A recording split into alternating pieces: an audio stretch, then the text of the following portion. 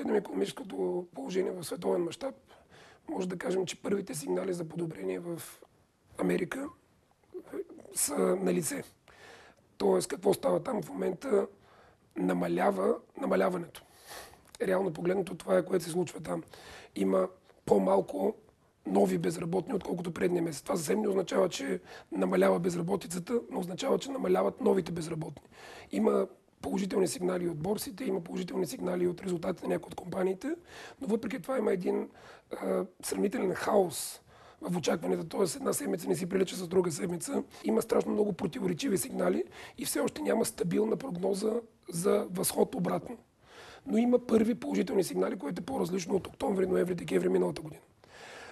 В момента кризата сериозно е засегнала пазарите на Западна Европа и там ситуацията е такава, че фирмите планират вече за 2010 година и се стремят 2009 година да консолидират бизнесите си, за да могат другата година евентуално при следващата фаза на възход и развитие да постигнат по-добри резултати с оптимизирана структура, т.е. там на преден план за оптимизацията на разходите и преструктурирането на компаниите.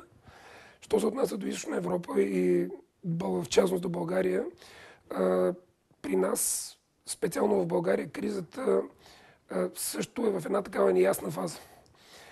Непрекъснато има противоречиви мнения. Едни казват, има криза, но ние сме се в криза от 20 години, т.е. нас кризата няма да ни засегне толкова много по простата причина, че сме свикнали с кризисен менеджмент. От друга страна се казва, нали, че благодарение на валутния борд има някаква стабилност на валутата ни, което пък ни помогна в сравнение с останали страни на Източна Европа и по този начин България се оказва в малко по-изгодна ситуация от гледна точка на финансовата стабилност на страната.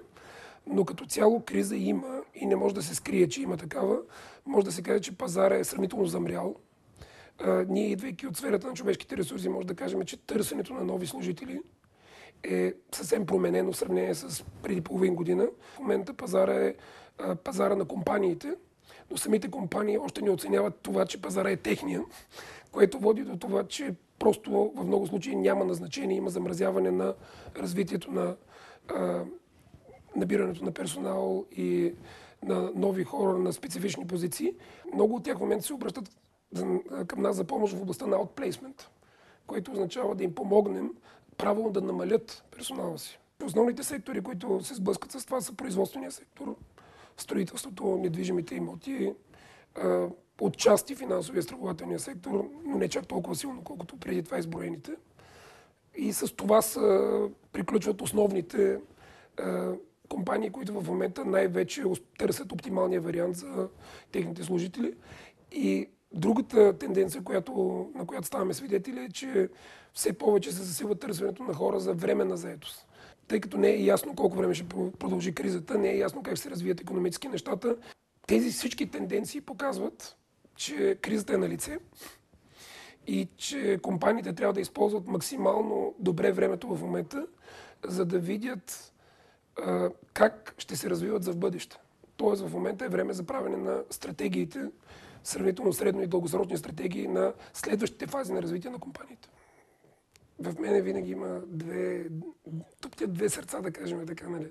От една страна е желанието да помогнеш на всички хора да се развият кариерно и точно в този момент, когато може би няма достатъчно натоварване, има възможност за това, защото има време за това. И човек може да инвестира в мероприятия за квалифицирането и преквалифицирането им, може да инвестира в разни начинания за тяхното развитие.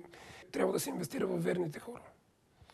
Точно в тези фази е добре първо да се пресеят верните хора и да види компанията с кои хора мисли и планира бъдещето си и съответно да обърне достатъчно силно и сериозно внимание на тях.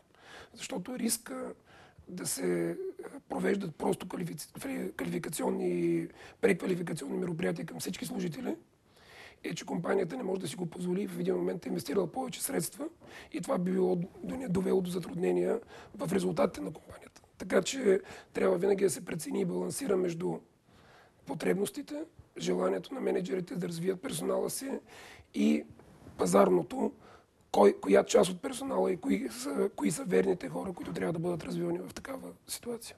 Трудно ми е да се ангажирам с прогноза, но бих казал, че истински възход по-рано от втората половина на следващата година не очаквам.